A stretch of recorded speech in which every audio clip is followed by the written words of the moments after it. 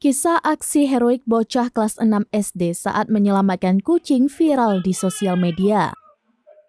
Nabila Febrianti rela tertabrak truk demi menyelamatkan seekor kucing.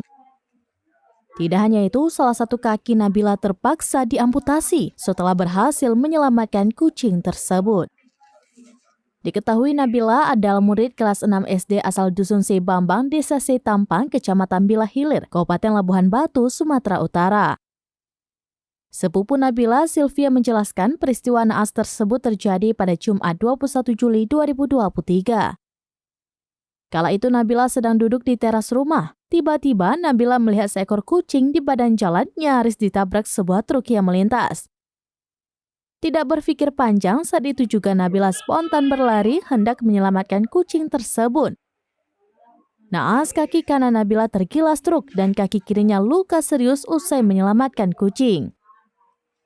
Nabila langsung dilarikan ke Rumah Sakit Umum Daerah Rantau Prapat, namun karena kondisi tulang kaki kanannya sudah remuk dan tidak tertolong lagi, terpaksa harus diamputasi.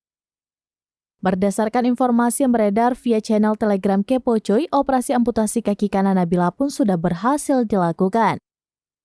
Sylvia pun mengungkapkan saat ini Nabila sedang dalam proses penyembuhan pasca menjalani operasi amputasi pada kaki kanannya.